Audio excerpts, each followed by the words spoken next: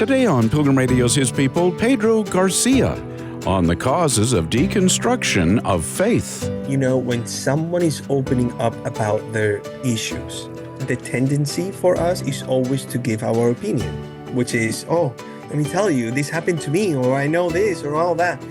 And we're trying to train ourselves to bring them to the Lord, to hold our mouths and just to bring them to the Lord. Because what can I say that is going to really, right? Like, I mean, I can be there, of course, but the first thing I should do is to bring them to the Lord. A person that is, struggling with their faith, they might need space away from the Lord for a second to just for someone to listen, so that they don't feel that they're being judged because they are doubting their faith. Pedro Garcia next.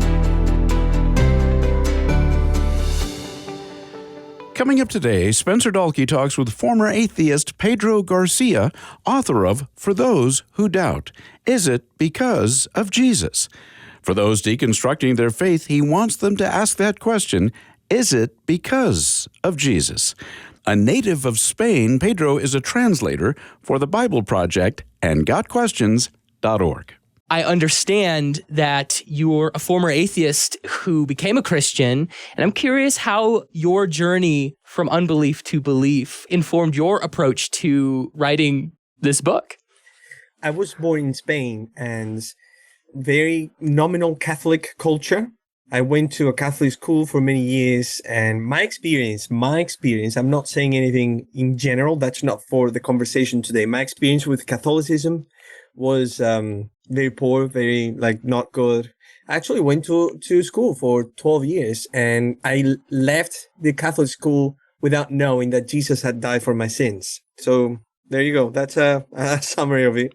Something happened, long story, and I decided not to believe in God anymore. The problem for me, Spencer, was that when I was 12, happened when I was 12, 13, yes. I didn't know how to distinguish between Jesus and the people who claimed to follow him. Everything was like one thing. So I just put everything together. I don't believe in this anymore. So I left whatever faith I had at the time. And yeah, for many years was an atheist. Even though I studied music and that's what brought me to the States, I've always loved philosophy and the big questions in life. So I was really open to have those conversations all the time, but I lacked a framework of truth, So when I came to the States as a guest professor at university for a few months, I started meeting with Christians, and with Christians that blew my mind in many, many ways. The main one, I would say, would be the way they would treat me, the way they would listen to me, the way they would show me how to be a different type of human being. I also met with some people that had, PhDs, and they studied a lot about language and Greek, Aramaic, Hebrew, and people like that. It was so interesting to me. All that, just long story short, led me to read the Sermon on the Mount one day. And then when I read the Sermon on the Mount, Matthew 5, 6, and 7, I saw three things. The first one was, when I finished reading it, I said, I'd love the world to be like this. And I'd like to be like this too. The second thing was, this Jesus claims to be God, and makes sense that God would say stuff like this. And the third was very personal, because I was very afraid of death. And Jesus claimed to have conquered death as well. So all of that, it was a huge impact in my life. And after that, I just gave my life to Jesus, and everything that I do now is all for him and through him. And I love him so much. And that is the story. Now, when I became a follower of Jesus, then I started a ministry called Ask and Wonder to bring Christians and atheists together to have conversations. I stopped doing this for a while, and now we can talk about that. Actually, it's a very interesting situation that I went through. But through that, I realized, wow, after 10 years having conversations with non-believers, Christians who are doubting, I just realized that no one ever told me I left Christianity because of Jesus. And for me, that was, wow, that should be the actual reason why you should leave Christianity. That should be the one to look at Jesus and say, hey, I don't think you're true. They would look at it as a concept if they don't believe in it. So that was just very shocking to me. And that's why I decided to write this book as a novel, a story. It's very raw. It's a Christian who's losing his faith and an atheist that became a Christian, that is a friend that is helping him. And it's like very raw, very conversation with different characters. The story moves forward in very unexpected ways, and all based in conversations that these two characters are having at a coffee shop called The Shire. It's a small thing with the Lord of the Rings. So that's what the book is about, and we can talk about it more, Spencer, of course. You say you never heard anyone who deconstructed their faith and never reconstructed it, that it was because of Jesus. So I'll put you the question, how did that idea pop into your head? If people aren't really saying this anyway, why did that question come in? Well, the thing, Spencer, when having conversations with many of my atheist friends is that you get to a conversation where the conversation just goes up to the sky. You start talking about concepts in philosophy and quantum physics and the ontology and all these things. Okay, do I enjoy doing that, Spencer? Yes. Do we get to the hearts of people, me and the person, as we have those conversations? No, not at all. So I just realized that many atheists do this unconsciously. And when I say many atheists, when talking about things like that, I'm not doing this in order to diminish who they are, or absolutely not. It's my experience. Many non-believers that were Christians and left the faith didn't leave the faith because of Jesus. Something happened to them. A pastor did whatever. A church member being legalistic at home, whatever it is. And what they do, since they usually don't know how to heal that hurt, what they do is to protect it. And they do something that I call intellectual shielding, which is, I've been hurt, so what I'm going to do is to build huge walls that are going to be intellectual arguments. They're going to be protecting me so that we don't have to talk about what I'm carrying. We need to talk about these walls, and here you cannot pass through them.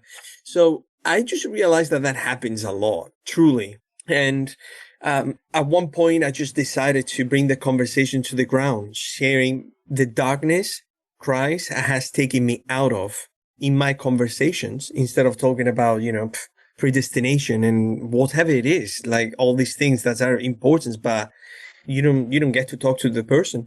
And I started asking questions to people, to the actual person. In between the words, I would hear things like behavioral patterns, or the reasons why they would wake up every morning to find more intellectual arguments to undermine something they actually know it's not true anymore. And why do they keep wrestling with something that they know it's not true anymore, but they cannot stop wrestling with it? That is just psychological pattern. There's something else beyond. I started becoming very interested about that. Those conversations didn't go that well, though. When I started bringing conversations and questions to the heart, some of them just didn't want to do it. It is okay, though. Like, I understand. Like, I'm not saying that they're bad because of that, but usually emotional reasons behind huge intellectual arguments. And for me, realizing that none of it was about Jesus broke my heart, because Jesus is there so that we can bring our doubts to him. Instead of doubting away from him, we can doubt towards him. I really like that idea of doubting towards Jesus, because as Christians, it's not like doubting is not a cardinal sin. Like, it's okay to ask questions. It's the greatest part about God being a God of truth. Questioning is good and even encouraged. As Christians, since you mentioned that, and I've heard this before too, that everyone knows God exists. And like you're saying, people that want to reject God and try to argue him away, usually it's a heart issue rather than an intellectual one. So, we can be kind of miserable representatives of who Christ is.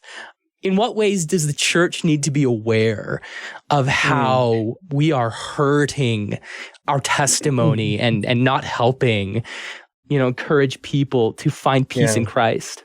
No, that is a good question. Being honest with you, Spencer, it's very hard for me to generalize as the church. I would say, I'm going to tell you what I do, and hopefully this helps people. The first thing is that I would say God cannot be reduced to an argument. He wasn't supposed to be like this. Reason is amazing. I mean, it truly is. Reason helps us so much to know about God, but it lacks when it comes to knowing God.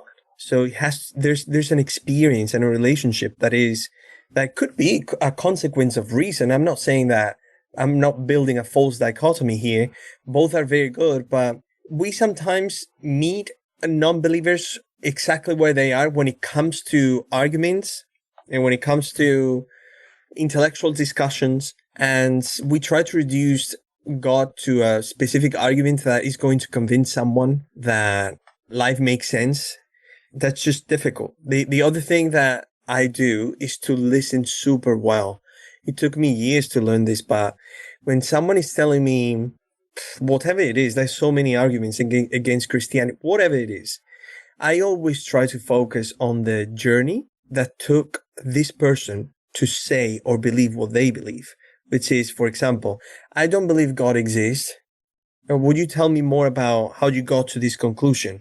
The question behind the question usually, not always, but usually makes them tell you more about the person behind. Oh yeah, it was my journey, or I grew up like this, and they start telling you a little bit more about who they are. And if I were to answer the question directly, oh yeah, God exists, let me tell you this and this, Genesis, this, Romans, whatever, I do all of that, I'm missing a person. We're talking about things that are beautiful and true, but we're not talking about the person. So I'm just focusing lots about the psychology, the emotional side of people, even though apologetics and all that is very good, and there's a side for that. I think when you meet the person and you learn how to listen, the one analogy that I heard, I like it.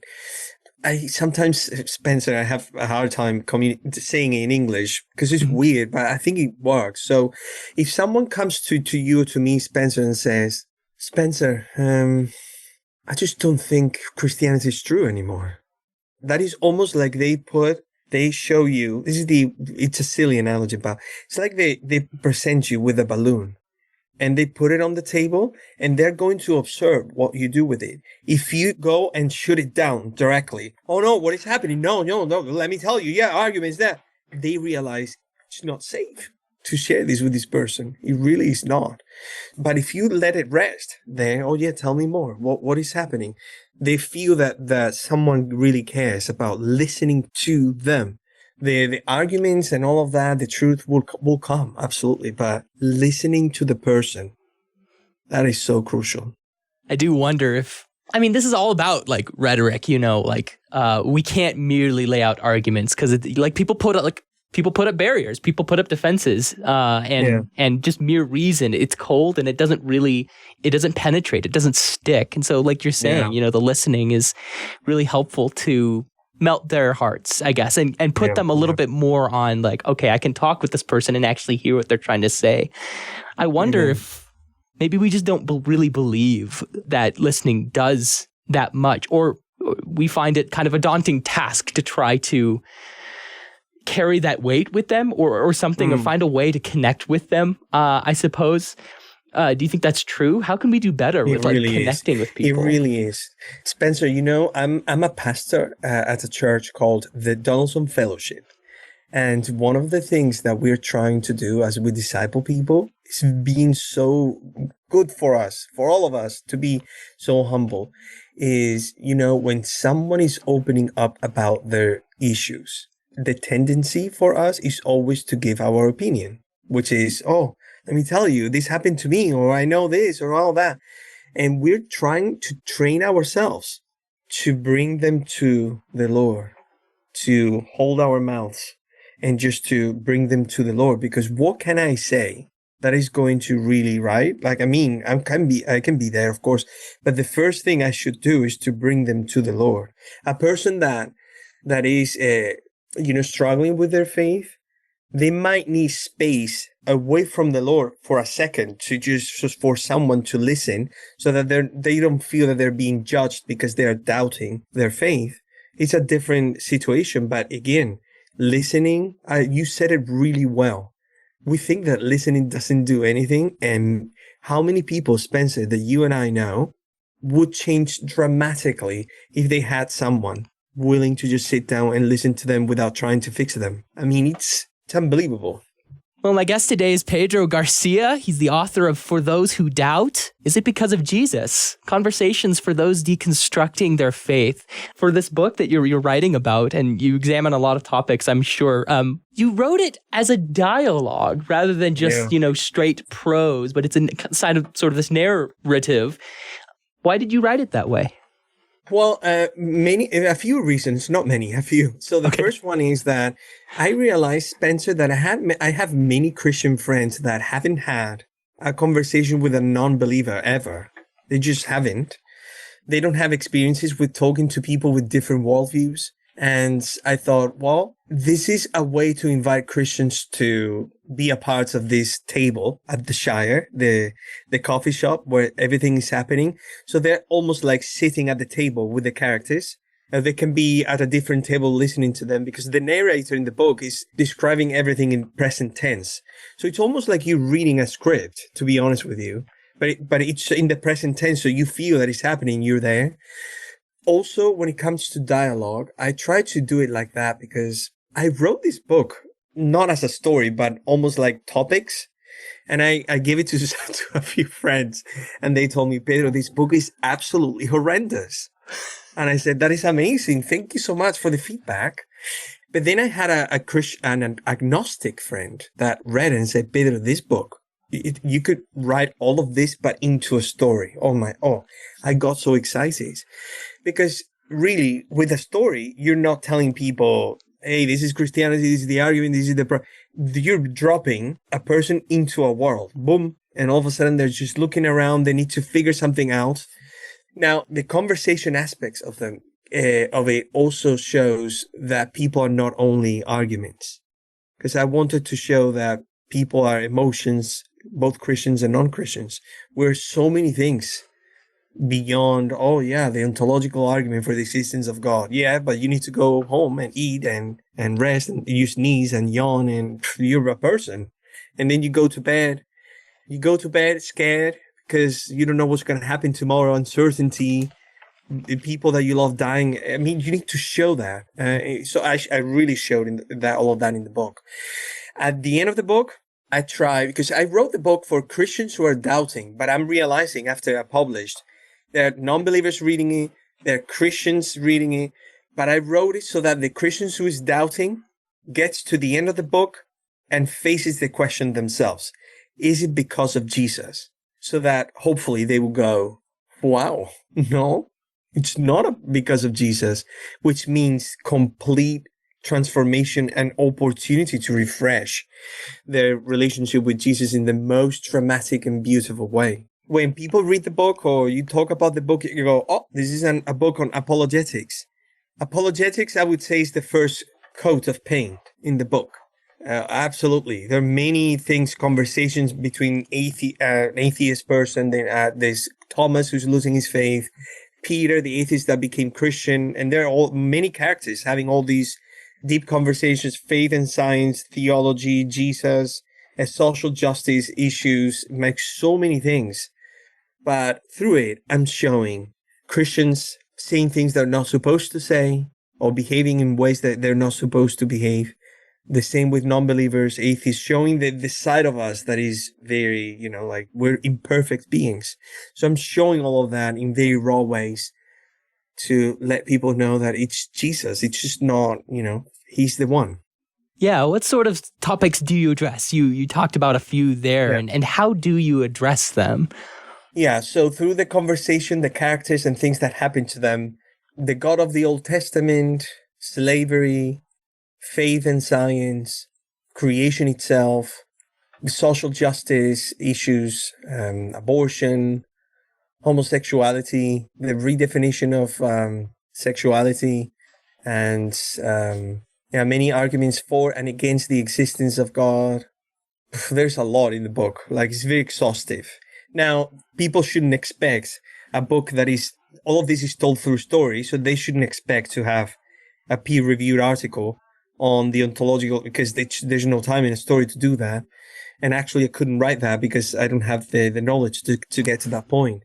So it's more all, it's happening in the conversations. The barista, my favorite character in the book, the barista shows up and, hey, the coffee is here. What's happening? So all of that is happening through the story. And so, yeah, all these topics are presented, I would say, with very, very compelling arguments for Christianity. Absolutely. But there are other moments where Christians do things, say things that they shouldn't or say or do, and other moments where non-believers lose it completely and do things they're not supposed to do either.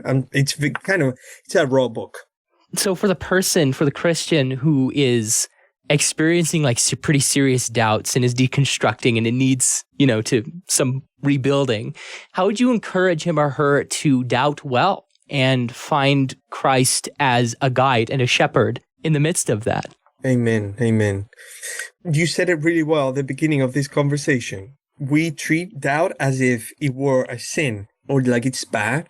And there's so many people in scripture, like the last prophet of the old covenant, John the Baptist, doubted. And he was in jail, sent his disciples to Jesus. It's so interesting what Jesus does. Hey, see, quoting Isaiah, I think it is, the deaf can hear and the blind can see. So go tell him, I'm the one that was supposed to come. And apparently Jesus is having a conversation with a group of people at that moment. John the Baptist is great, and you go, really? Like after doubting. And I think the key is what we said, Spencer, you can doubt toward Jesus or you can doubt away from him. It's just a key. I mean, there's so many, when someone doubts, this person should immediately acknowledge, oh, I'm part of a long-standing 2,000-year tradition. Like, I'm not new. So many people have doubted Abraham, Moses, prophets, and everyone, every single one. Elisha asking people, kill me now. Like, it's just, so doubting is nothing new without doubting. Now, what I would say, Spencer, is the motivation. Because many people, something happens to them that hurts them. And they go, now I have a reason to deconstruct. But what happens is that the motivation is, I am going to deconstruct with the hope that I leave Christianity. But that is not neutral deconstructing. The motivation is to leave. So what you do is just to reassure yourself that what you're doing is going to take you where you want to go already. The actual deconstruction is a neutral standing point where you go, I want to make sure that all of this is true. What is going to happen? You go and this belief, my parents were legalistic. I don't understand what love is because love feels like something I need to earn all the time. That is not Jesus. Okay, boom. This and that and that. At the end, you go, boom, I am a Christian. I'm closer to truth now. It could be that some people do it and, oh, wow, look, I don't believe in any of this. I'm not a Christian anymore. But many people start deconstruction with the goal in mind. That happens so many times. So I would ask people to be super honest as they do it. From the other side, again, I guess going back to the whole topic of conversation we had earlier about listening to people's hearts. For us who are hearing friends, family members, their faith is falling apart and they are experiencing serious doubts and these sorts of hard issues maybe that is hurtful. And they're kind of eyeing, maybe I want to exit the church and I don't want to be a Christian anymore. That can be scary. I suspect many of us hearing that would probably freak out. We wouldn't know what to say or how to listen. How do we prepare ourselves, would you say, from things you've observed, to hear people's hearts and like the weighty burdens that is causing the deconstruction? Yeah, it's quite scary because at the psychological level, when someone that you love tells you, I don't believe Christianity is true anymore, something that we do, it has a name. I don't remember the name in psychology. Some type of cognitive dissonance, maybe. What happens is that we merge the belief with the person. So if the person that you love says, I don't think Christianity is true anymore, all of a sudden your brain panics and you start not seeing the person that you loved. You're trying to figure out this new person that is in front of you. And I understand. I really understand. All that process is scary, but the Lord uses moments like that all the time to renew people's faiths. Like he really does. And at the end of the day, we're not in control of people's faiths either. Like we're really not. So I would say in order to prepare for that is things like, negative theology, meaning what people say, we cannot say what God is, but only what God is not. So bringing that idea, I'm not saying that is true. I'm just saying this as an analogy. Things I would say not to do is don't try to sound smart. Don't do that. Someone is breaking in front of you. Don't try to sound smart. Don't try to fix the person in the moment. Pray for that person as a potential Christian. Always stop seeing non-believers and atheists as atheists. They are potential Christians in God's economy. And trust that the Spirit knows how to lead conversations in such a way that the things that need to be said are going to be said in its own right time. You've been listening to His People on Pilgrim Radio. Many thanks to today's guest, Pedro Garcia, author of For Those Who Doubt, Is It Because of Jesus? He's a native of Spain and a translator for the Bible Project and GodQuestions.org.